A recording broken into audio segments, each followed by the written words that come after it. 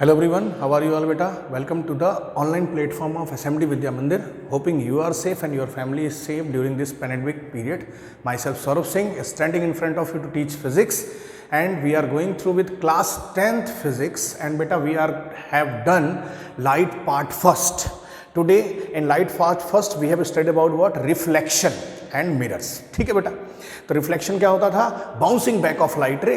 और हमने मिरर पढ़े थे, प्लेन मिरर के बारे में पढ़ा था, फिर हमने पढ़ा था कॉनकेव मिरर और हमने पढ़ा था कॉन्वेक्स मिरर। ठीक है बेटा, और उनके यूजेस पढ़े थे। आज हम उसी में कंटिन्यू करेंगे मिरर फॉर्मूला, ठीक है, मैग्निफिकेशन, और फिर हम पढ़ेंगे रिफ्लेक्शन। ठीक है, तो starting with our topic. So today we have to study about what? Reflection. What is the meaning of reflection? तो पिछली क्लास में थोड़ा सा हमने पढ़ा था रिफ्लेक्शन का मतलब क्या होता है, तो वहीं से शुरू करते हैं अपनी सारी चीज़ को हम लोग।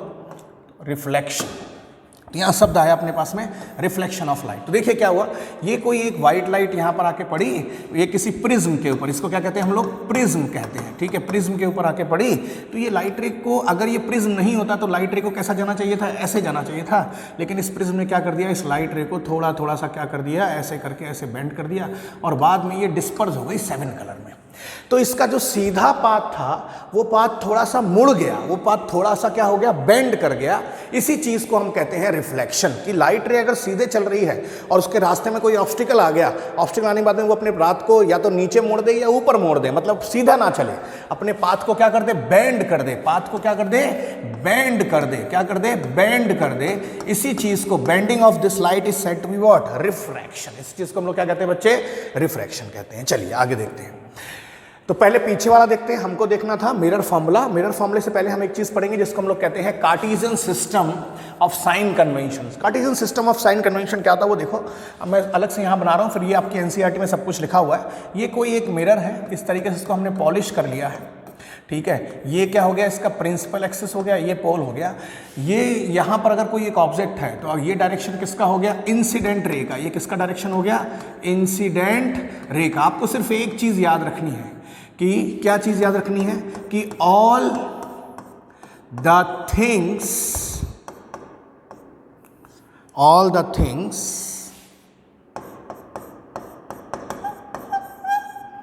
which are in the direction of incident ray, which are in the direction of what? Incident ray, are taken as positive। तो जो भी चीजें इंसिडेंट रे के डायरेक्शन में होंगी वो सब की सब कैसे ली जाएंगी? पॉजिटिव। अब मान लो इंसिडेंट रे ऐसे चल रही है और रिफ्लेक्टेड रे ऐसे करके आ रही, तो कैसी हो जाएगी? नेगेटिव। इंसिडेंट रे ऐसे चल रही है, रिफ्लेक्टेड रे ऐसे करके आ रही, तो क्या हो गई? नेगेटिव आ गई। ठीक है, और जो भी चीज अप साइड में है वो कैसी होगी भैया? पॉजिटिव होगी। और जो भी चीजें डाउन में है वो कैसी होंगी? नेगेटिव होंगी। यही कहलाता है साइन कन्वेंशन। वही सब कुछ यहाँ लिखा हुआ है कि इंसिडेंट रे के डायरेक्शन में जो चीजें हैं वो कैसी होंगी? वो कैसी होंगी? पॉजिटिव। देखो इसकी डायरेक्शन कैसी है? सेम है, एरो का डायरेक्शन क्या सेम है, लेकिन इसका डायरेक्शन और इसका डायरेक्शन कैसा? अपोजिट। तो साइन कैसा आ गया? नेगेटिव। ऊपर जो चीजें हैं पॉजिटिव और नीचे जो चीजें हैं वो क्या है? नेगेटिव। ठीक है, समझ में आ गई बात? हर चीज के लिए एप्लीकेबल होगी। ठीक है, ये पॉइंट्स लिखे हुए, इसको आप देख लीजिएगा। आगे चलते हैं। आगे आ गया मिरर फॉर्मूला। मिरर फॉर्मूला क्या होता है? मिरर फॉर्मूला, अगर मैं एक डायग्राम बनाऊं, रे डायग्राम, आपको अच्छे से प्रैक्टिस कर ली होगी आप लोगों ने, मैं समझता हूं। अगर नहीं करी तो प्लीज कर लीजिएगा। ये क्या था? पोल। यहाँ पर क्या था? फोकस। यहाँ पर क्या था? Centre of curvature. मान लीजिए ऑब्जेक्ट को कहाँ रख लिया हमने? इसके बीच में। तो रे पहले कैसे जाएगी? स्ट्रेट जाएगी, फिर कहाँ से पास करेगी? ऐसे करके पास करेगी। तो ये हो गई फर्स्ट कंडीशन। ठीक है, कलर चेंज कर लेता हूँ मैं। अब मैं व्हाइट ले लेता हूँ कलर। अब दूसरी रे कहाँ से पास करेगी? सेंटर ऑफ कर्वेचर से पास करेगी, याद होगा कुछ। और ये ऊपर जाएगी इस तरीके से, और ये मिरर को थोड़ा सा मैंने एक्सटेंड कर दिया यहाँ पर। तो इमेज कहाँ बन रही है? ये बन रही है इसकी इमेज। ये ऑब्जेक्ट था ए बी, इमेज क्या हो गई? ए डैश बी डैश। तो जरा बताइए, इस डिस्टेंस को हम कहते हैं एफ। पोल और फोकस के बीच के डिस्टेंस को हम लोग क्या कहते हैं? एफ। ऑब्जेक्ट जहां रखा रहता है और पोल से बीच की दूरी को, डिस्टेंस को कहते हैं हम लोग यू, ऑब्जेक्ट डिस्टेंस। ठीक है, और इमेज जहां होती है और पोल से लेकर दूरी तक को हम लोग क्या कहते हैं? वी। उसको हम लोग क्या कहते हैं? वी। और रिलेशन क्या होता है? 1/f is equal to 1/v plus 1/u, 1/f is equal to 1/v plus 1/u। What is u? u is object distance. u क्या है यहाँ पर? ऑब्जेक्ट डिस्टेंस है। v क्या है? इमेज डिस्टेंस है। f क्या है? Focal length. किस तरीके से डिस्टेंस है? अगर कोई आपसे कह दे तो इसमें pf किसके बराबर है? f के बराबर। मैं मॉड ले रहा हूँ, अभी साइन नहीं लगा रहा हूँ, साइन कन्वेंशन नहीं ले रहा है। ऐसे ही इसमें मैं pa ये कितना लूंगा? pa कितना है? u के बराबर है। और ऐसे ही pa डैश ये किसके बराबर है? v के बराबर है। ठीक है, आगे बात समझ में ये होता है। फिर एक अगली चीज आती है, इसको हम लोग कहते हैं मैग्निफिकेशन, की मतलब ये ऑब्जेक्ट अगर मान लो 2 सेंटीमीटर का, तो इसकी इमेज कितने सेंटीमीटर की मिलेगी? बड़ी मिलेगी, छोटी मिलेगी? मैग्नीफाइड मतलब बड़ी मिलेगी। तो उसका फॉर्मूला क्या होता है? उसका फॉर्मूला होता है magnification is equal to height of image to the height of object, that is hi upon what? ho। ये क्या है? अच्छे से अगर आप देखोगे तो दैट इज व्हाट बेटा? hi and that is what बेटा? ho। तो ये क्या है? Height of object to the height of what? Image, hi upon what? ho। ऐसे है। ठीक है, और इसी को हम लिख लेते हैं माइनस का hi अपॉन ho को, hi अपॉन ho को हम लोग लिख लेते हैं माइनस का v अपॉन u, माइनस का v अपॉन u। किस लेटर से लिखते हैं? स्मॉल m से। ठीक है, ये देख लेते हैं, आगे चलते हैं। अब हम पढ़ेंगे रिफ्रैक्शन ऑफ लाइट। क्या होता है? लाइट रे कहीं स्ट्रेट जा रही है और बेंड कर गई, तो वही है रिफ्रैक्शन ऑफ लाइट। क्या होता है? व्हेन अ लाइट रे oblique from one transparent medium into another, it get bends, it get what? Bends. This bending of light is called what? Refraction। अब इसके कुछ रूल दिए हुए हैं, वो देखिए, इन्होंने 2 डायग्राम बनाए हैं कि जब भी रे किसी रेयर मीडियम से कहाँ जाती है? डेंसर मीडियम में, तो it bends towards the normal. When it go क्या नाम है? Denser to rare, it go away from the normal. समझते हैं इस चीज को? तो हुआ क्या, ये कोई एक मीडियम 1 था, ये क्या था? मीडियम 2 था। लाइट रे आई, ये इंसिडेंट रे आके इस पे ऊपर पड़ी। क्या क्या हो सकता था? अगर ये मीडियम में चेंज नहीं होता तो लाइट रे कैसे जाती? लाइट रे स्ट्रेट जाती। कैसे जाती? स्ट्रेट। लेकिन मीडियम में चेंज हुआ तो पहली परिस्थिति क्या हो सकती है कि लाइट रे ऐसे करके चली जाए, और दूसरी परिस्थिति क्या होती है कि लाइट रे ऐसे करके चली जाए। यही तो होगा। रास्ते सीधे जाने की जगह पर या तो ऊपर चली जाएगी, कहाँ चली जाएगी? नीचे चली जाएगी। दोनों ही स्थिति में, ये 1 है और ये 2 है, दोनों ही परिस्थितियों में रिफ्रैक्शन हो रहा है। दोनों में ही क्या हो रहा है भाई? रिफ्रैक्शन हो रहा है। सवाल है कि किस केस में 1 फॉलो करेगी, किस केस में 2 फॉलो करेगी। तो 1 वाला जो केस होगा, व्हेन मीडियम 1 इज रेयरर, ठीक है, तब ये होगा। और केस 2 कौन सा होगा? ये वाला कब होगा? When medium 1 is denser. तो वही लिखा हुआ है कि व्हेन अ रे ऑफ, अगर लाइट कहाँ से आ रही है? कहाँ आ रही है लाइट रे? अगर लाइट रे आपकी कहाँ से आ रही है? ये इस तरीके से आ रही थी। इसको जाना कैसे चाहिए था? सीधे जाना चाहिए था, लेकिन ये रेयर से डेंसर आ रही तो कहाँ मुड़ गई? इधर मुड़ गई, टुवर्ड्स द नॉर्मल। ये ऐसे आ रही थी, इसको जाना कैसे चाहिए था? ऐसे, लेकिन ये डेंसर से रेयर जा रही है तो कहाँ चली गई? इधर चली गई। ठीक है, तो यही होता है। ये 2 रूल्स हैं। When a ray of light goes from rare to denser, it bends towards the normal. When a ray of light goes from denser to rare, it go away from the normal. Cause क्या है? इसका कारण क्या है? तो cause of refraction is change in speed of light, is what? Is refraction is change in speed of light। क्या है इसका कारण? change in speed of light। Light change होती है when it goes from one medium to another medium। ठीक है, चलिए आगे देखते हैं। आगे फिर आ जाते हैं लॉज ऑफ रिफ्रैक्शन। ये थोड़ा सा मिसप्रिंट है, तो ये होता है sine i upon sine r. Laws of refraction, पहला लॉ क्या होता है? सेम होता है। Incident ray, refracted ray and normal all lie in what? Same plane या 2 इंटरफेस। किस पे लाई करेगी? वो इंटरफेस पे। देखो पहला लॉ क्या बताया था कि लॉ ये है कि ये मीडियम 1 है, ये क्या है? मीडियम 2 है। तो नॉर्मल, तो कोई भी नॉर्मल इस तरीके से गिर गया। ये क्या हो गया? ये क्या हो गया? ये इंसिडेंट रे हो गई, और ये कौन सी रे हो गई? रिफ्रैक्टेड रे हो गई। यहाँ पर इसकी स्पीड कितनी थी v1 और इसकी स्पीड कितनी थी v2। ये किधर मुड़ रही, नॉर्मल की तरफ मुड़ रही, तो क्या पता चल गया आपको कि v1 is greater than what v2, मतलब ये कैसा मीडियम है, रेयरर है, और ये मीडियम कैसा है, डेंसर है। तो देखिए पहला लॉ क्या है कि सबके सब लाई करते हैं सेम प्लेन में। प्लेन समझ में आया, ब्लैक प्लेन क्या है इसके अंदर, ब्लैक वाला है, प्लेन क्या है इसके अंदर, ब्लैक वाला है। चलिए आगे देखते हैं दूसरा क्या है। दूसरा क्या है कि this is what angle of incidence and this is what angle of reflection. इसने बताया कि sine i upon sine r is equal to a what constant. ये क्या होता है, एक कांस्टेंट वैल्यू निकल के आती है, और ये कांस्टेंट वैल्यू मीडियम के ऊपर डिपेंड करती है। किसके ऊपर डिपेंड करती है, ये मीडियम्स के ऊपर डिपेंड करती है। इसको थोड़ा सा और समझने की कोशिश करते हैं, इसी लॉ को हम थोड़ा सा और समझने की कोशिश करते हैं। चलिए देखते हैं क्या है लॉ में। इसको हम कहते हैं स्नेल्स लॉ, इसको हम लोग क्या कहते हैं, स्नेल्स लॉ भी कहते हैं। इसको प्रूफ कैसे आया, इसका डेरिवेशन कैसे आया। तो इन्होंने क्या करा, एक ये पूरा मीडियम ले लिया, ऊपर नीचे मीडियम, ये क्या हो गया मीडियम 1 और ये मीडियम क्या हो गया 2। और देखो क्या करा, ये नॉर्मल ड्रॉ करा गया, एक बार रे को यहाँ से यहाँ थ्रो करा गया, एंगल ऑफ इंसिडेंस I1 ले लिया, तो एंगल ऑफ रिफ्लेक्शन क्या आ गया R1। फिर आपने एंगल कोई दूसरा ले लिया, मान लीजिए अब की बार आपने ले लिया I2, तो ये कितना निकल के आ गया आपके पास में R2।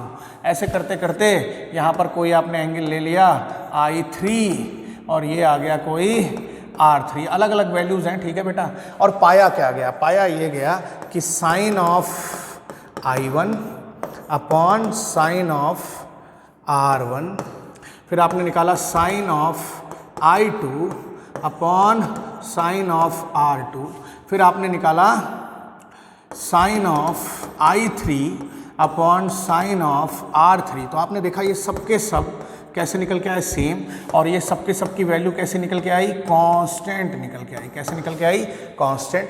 तो यहां से क्या बना लिया गया, लॉ बना लिया गया। यहां से क्या बना लिया गया, law, that is what, that is sine of i upon sine of r upon what, upon sine of r is equal to a what, constant. ये कैसा होता है, कांस्टेंट। अभी आगे चल के इसी कांस्टेंट को हम पढ़ेंगे रिफ्रैक्टिव इंडेक्स। इसी को हम लोग क्या कहते हैं, रिफ्रैक्टिव इंडेक्स। क्या कहलाता है ये, इंडेक्स। मतलब जब लाइट रे एक मीडियम से दूसरे मीडियम में जा रही है तो लाइट रे क्या कर रही है, बेंड कर रही है। लाइट रे क्या कर रही है, बेंड कर रही है। कितना बेंड कर रही है, सवाल है। जब लाइट रे बेंड कर रही है तो कितना, हाउ मच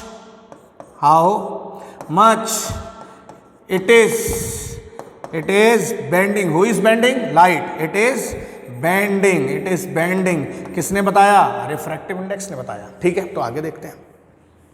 तो नेक्स्ट क्या है अपने पास में, स्फेरिकल लेंसेज आ गए हैं, बट बिफोर दैट अपने को क्या पढ़ना था, रिफ्रैक्टिव इंडेक्स देखना था। जस्ट अ मिनट, ये रिफ्रैक्टिव इंडेक्स। तो रिफ्रैक्टिव इंडेक्स क्या होता है, the absolute refractive index of a medium is what, speed of light in vacuum upon speed of light in this. इसका फॉर्मूला निकल के आ जाता है, इसका फॉर्मूला आ जाता है C अपॉन व्हाट, V, और इसी को हम लिख देते हैं, इसका दूसरा फॉर्मूला क्या है, n21 speed of light in medium 1 upon speed of light in what, medium 2। तो थोड़ा सा रिफ्रैक्टिव इंडेक्स के बारे में अच्छे से समझते हैं और समझने की कोशिश करते हैं।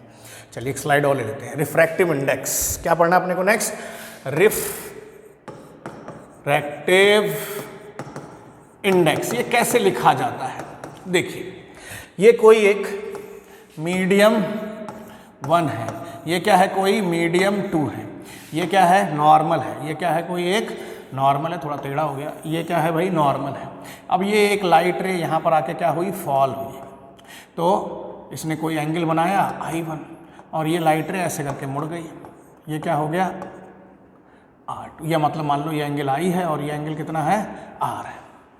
तो कैसे लिखेंगे रिफ्रैक्टिव इंडेक्स को, हम जनरली लेटर N से आपकी बुक्स में लिखा गया है, तो N, लाइट किस में जा रही है, 2 में, किससे जा रही है, 1 से, तो जिसमें जाती है उसको पहले लिखते हैं, refractive index of 2 with respect to what, 1। कैसे पढ़ा जाएगा इसको, क्या पढ़ेंगे हम लोग, इसको पढ़ेंगे refractive index of 2 with respect to 1। ठीक है, यहां वेलोसिटी कितनी थी, v1, यहां वेलोसिटी कितनी है, v2। आपको क्या पता, ये मुड़ रही टुवर्ड्स नॉर्मल, तो v1 is greater than what, v2, ये पता है आपको। तो ये क्या लिखा जाता है, ये लिखा जाता है जिसमें से आ रही है उसकी वेलोसिटी अपॉन जिसमें जा रही है उसकी वेलोसिटी। लिखने का तरीका आ गया नहीं आ गया? जिस मीडियम में जा रही है उसको पहले लिखो, उस नंबर को पहले लिखो, और जिससे जा रही है उसको बाद में लिखो, और वेलोसिटी क्या कर दो, डिवाइड कर दो, और आगे चल के इसको हम लोग क्या लिख देते हैं, स्नेल्स लॉ के हिसाब से sine i upon sine r. ठीक है, ये होता है रिफ्रैक्टिव इंडेक्स। तो वास्तव में रिफ्रैक्टिव इंडेक्स क्या बताता है degree of bendness of what, bendness in a light ray, degree of what, bendness in a light ray. इसकी कोई यूनिट होगी, नो यूनिट, इसकी कोई यूनिट नहीं होती है, नो यूनिट, इसकी कोई यूनिट नहीं होती है। ठीक है, तो ये डायमेंशन लेस क्वांटिटी होता है। कोई आप बड़े क्लास से पढ़ा जाएगा आपसे ये कैसी क्वांटिटी होती है, तो आंसर है भैया ये डायमेंशन लेस क्वांटिटी होती है, और इसकी कोई भी यूनिट नहीं होती है, नो यूनिट। आगे देखते हैं नेक्स्ट। अब आते हैं स्फेरिकल लेंसेस। जैसे मिरर पढ़े थे वैसे क्या आते हैं, लेंस। ठीक है, तो एक बड़ा सा कॉनकेव, ये आप स्फेरिकल मिरर लीजिए, इसका एक हिस्सा इधर से काटिए, एक हिस्सा इधर से काटिए, और दोनों पार्ट्स को आप क्या कर दिए, ऐसे जोड़ देंगे तो एक लेंस, और इनको उल्टा करके जोड़ देंगे, इनको रिवर्स करके जोड़ देंगे तो दूसरा लेंस। तो ये हो गया आपके पास में कॉन्वेक्स, और ये हो गया आपके पास में कॉनकेव। इस तरीके से दो आपको मिलते हैं। तो स्फेरिकल लेंस क्या है, डेफिनेशन लिखी हुई है, a spherical lens is a transparent material bounded by two surfaces, one or both of which are what, spherical। मतलब एक भी हो सकती, दो भी, कई प्रकार के होते हैं ये। ठीक है, अभी बताते हैं आपको कैसे कैसे। तो ये फिर एक होता है कॉनकेव, एक होता है कॉन्वेक्स। ये होता है कॉनकेव, ये क्या होता है, कॉन्वेक्स। कॉनकेव में क्या होता है, अगर रेस पैरेलल लाइट रेज आ रही है, मतलब इन्फिनिटी से लाइट रेज आ रही हैं, तो वो एक जगह पर जाके क्या होंगी, मिलेंगी। उस जगह को हम लोग क्या कहते हैं, फोकस। उस जगह हम लोग क्या कहते हैं, फोकस। और अगर दूसरे वाले में डालेंगे हम लोग, ये तो क्या था आपके पास में, कॉन्वेक्स था। ये कौन सा था, कॉन्वेक्स। ये कौन सा हो गया, कॉनकेव है। तो इसमें लाइट रेज अगर आ रही हैं तो ये लाइट रेज क्या होंगी, आने के बाद में इस डायरेक्शन में जाएंगी, और इनको पीछे बैकवर्ड डायरेक्शन में आप रिड्यूस करोगे, मिलाने की कोशिश करोगे। ठीक है, तो ये होता है कन्वर्जिंग, इसको हम लोग कह देते हैं कन्वर्जिंग लेंस ऑल्सो, और ये कहलाता है डाइवर्जिंग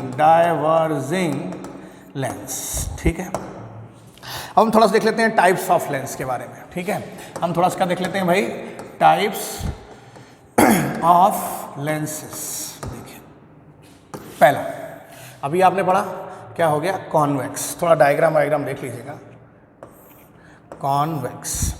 दूसरा कौन सा हो गया, कॉनकेव। तीसरा कौन सा हो गया, आपके सिलेबस के बता रहा हूँ, इस लाइन को स्ट्रेट कर दिया और इसको ऐसे बना दिया, प्लेनो कॉन्वेक्स। और एक ऐसे ही हम बना सकते हैं, प्लेनो कॉनकेव। अच्छा, कॉनकेव कॉन्वेक्स भी होता है वो आगे की बात है। तो ये कौन सा हो गया, कॉन्वेक्स। ये कौन सा हो गया, कॉनकेव। ये कौन सा हो गया, प्लेनो कॉन्वेक्स। ये हो गया प्लेनो कॉनकेव। ठीक है, बात समझ में आ गई। इस तरीके से आगे देखते हैं। अब अगर कोई रे पैरेलल आ रही है, इमेज बनाने का तरीका, कोई रे पैरेलल आ रही है तो कहाँ से पास करेगी वो भैया, फोकस से पास करेगी। इसमें कोई रे पैरेलल आ रही है तो डाइवर्ज हो जाएगी, डाइवर्ज होने के बाद उसको आप पीछे बैकवर्ड प्रोड्यूस करोगे तो कहाँ से पास करेगी, फोकस से पास करेगी। तो ये सिंपल से रूल्स हैं पीछे वाले की तरह। ऐसे इसमें दे रखा है, अगर कोई रे फोकस से पास कर रही है तो बाद में क्या हो जाएगी, वो पैरेलल हो जाएगी। कोई रे कहाँ से पास कर रही है, फोकस से पास कर रही है तो क्या हो जाएगी, पैरेलल हो जाएगी। ठीक है, ये सब आप जानिएगा, आगे काम आएंगे आपके लिए। और कोई रे अगर ऑप्टिकल सेंटर से पास करी तो उसमें कोई चेंज नहीं होगा, स्ट्रेट चली जाएगी। दोनों लेंसेज के लिए वैसी सी बात है। अब हम इसके रे डायग्राम्स बनाते हैं। तो हम बात कर रहे हैं अभी कॉन्वेक्स की। किसकी बात कर रहे हैं अभी हम लोग, कॉन्वेक्स मिरर लेंस की। किसकी बात करें हम लोग, कॉन्वेक्स लेंस की इमेज फॉर्मेशंस।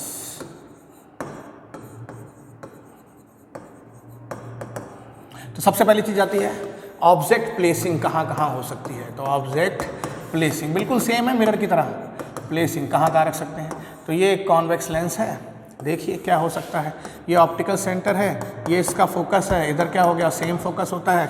अब इसमें सी नहीं लेते, इसमें 2f लेते हैं, इधर क्या हो जाएगा 2f डैश। तो ऑब्जेक्ट कहाँ हो सकता है, पहला object is at what, infinity. दूसरा कहाँ हो सकता है, ये फर्स्ट पोजीशन थी इसकी,